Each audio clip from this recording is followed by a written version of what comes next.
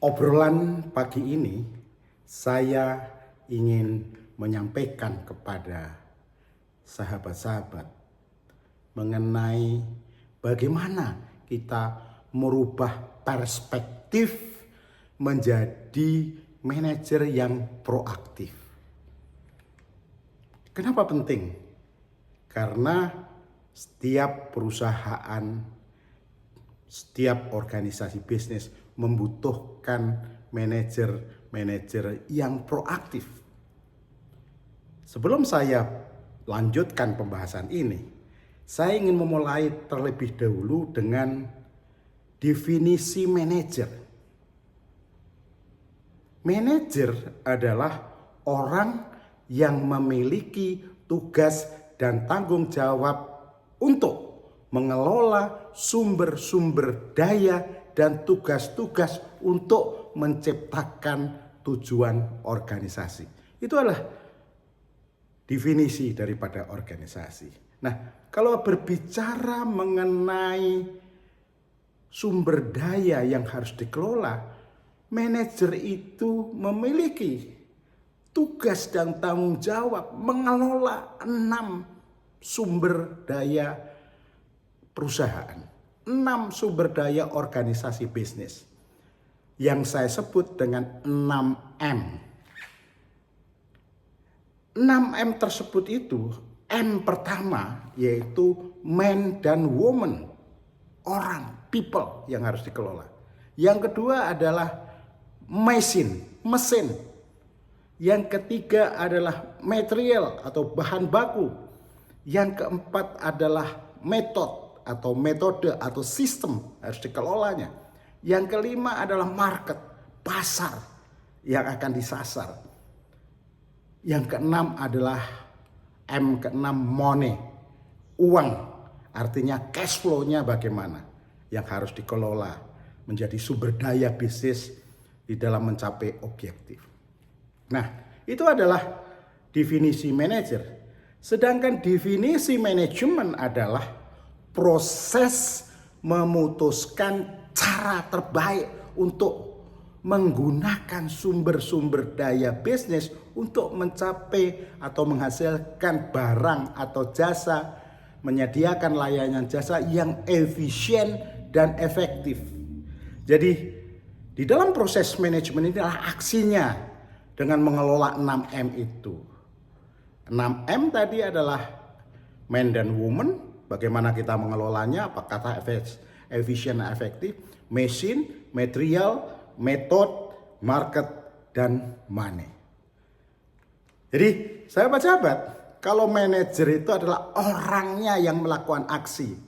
Sedangkan manajemen adalah prosesnya. Prosesnya dengan melakukan aksi manajemen untuk mencapai objektif. Jadi manajer adalah orangnya, manajemen adalah prosesnya. Nah, perspektif kita sebagai seorang manajer, kita harus memahami betul bahwa seorang manajer itu orang yang bertanggung jawab dan bekerja bersama dan melalui orang lain untuk mencapai tujuan organisasi yang telah ditetapkan oleh perusahaan atau organisasi bisnisnya. Itu adalah perspektif seorang manajer. Nah, sekarang saya akan memulai dengan sebuah pertanyaan. Kenapa kita harus merubah perspektif menjadi manajer yang proaktif? Sebuah pertanyaan, kenapa kita harus merubah menjadi manajer yang proaktif? Karena di setiap perusahaan, seorang manajer yang proaktif itu menjadi sebuah kewajiban bagi seorang manajer dalam organisasi bisnis. Berbicara mengenai manajer proaktif, manajer proaktif itu yang pertama bertindak dengan pandangan ke depan dan risiko yang diperhitungkan. Itu manajer proaktif. Yang kedua, terus mencari cara baru untuk mengelola organisasi untuk menjadi lebih efektif dan lebih efisien. Yang ketiga, menerapkan strategi pengembangan profesional atau people development strategy untuk mempersiapkan anggota tim menghadapi perubahan dalam industri yang ditekuninya. Yang keempat adalah, ini yang perlu digarisbawahi, sebagai manajer proaktif harus mampu memberi tahu para eksekutif, board of director tentang peluang investasi yang menguntungkan. Artinya mengusulkan strategi dan taktik. Itulah manajer proaktif.